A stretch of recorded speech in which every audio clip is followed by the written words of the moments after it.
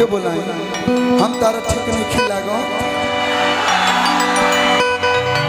सुनत नहीं खिलागत हम तारा डुएट रह जालो इश्क और प्यार का तुम मजा लीजिए थोड़ा इंतजार का जाना था नियारा कि गोली चली चाहे छाड़ा ये यारा कभी आ रहा हो खून में गर्मी बा लेकिन 2 मिनट हमनियों के तनी मनी इतना दिन बाद भेटाई मन रोवल अपनो बात कुछ बोल लेबे त एकरा बात तो होबे करे देखिए कि नवरात्र आवे आला 15 तारीख के नवरात्रि स्टार्ट होई लोग कहेला कि भोजपुरी में निमन निमन गीत भजनों में लोग देवी गीत में भी लोग सावन में भी लोग थोड़ा दायरा से बहरी होकर लोग गावता दायरा की समेटने की कोशिश कर एगो हम गीत गौले बानी माटी के माई आप लोग के सुनब लोग अच्छा लगी तो के ढेर सारा प्यार दे लोग ताकि हर कलाकार के हौसला बढ़ो जितना मोबाइल लोग चमकावता कल भोरे सुन ले लोग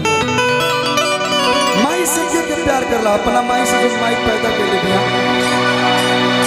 तो प्रेम से बोले अपना अपना माई की दुर्गा मैया की माटी के माई बनेली आ 9 दिन लोग पूजा पाठ करेला फिर साल भर इंतजार करला कि माई फेर रही है वही माटी के माई के वर्णन हम अपना गाना के माध्यम से बोले बने उम्मीद बा आप लोग के अच्छा लगे दुल्हनिया भी माई के भजन नो गावे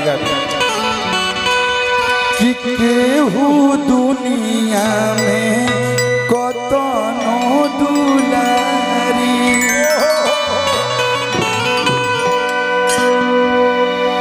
गर्लफ्रेंड तारा के 100 गो मिल जाए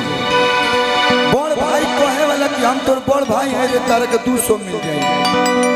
चाचा जी 5000 मिली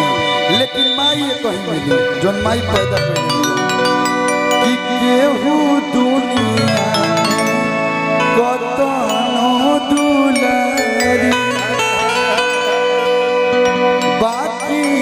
कहीं हो खेली मातारी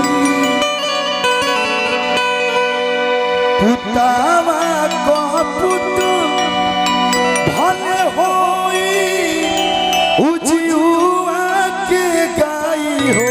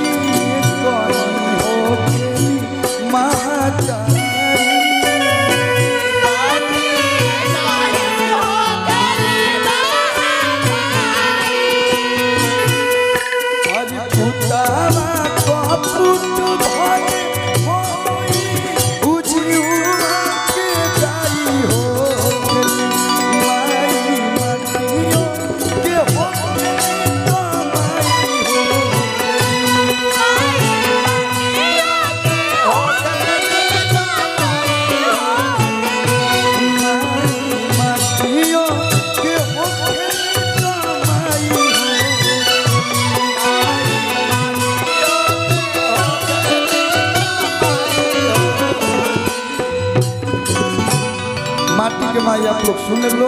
और एक बार जोरदार ताली कलुआ खातिर बजा दिलो हम चाहब बस एगो निवेदन करम कि स्पीकर से जहाँ जहाँ स्पीकर लगल बा ओइजा से रुआ लोग तनी मनी हट जाए लो तो हमनियों के सुनाई म्यूजिशियन कलाकार के भी सुनाई तब अच्छा लगी।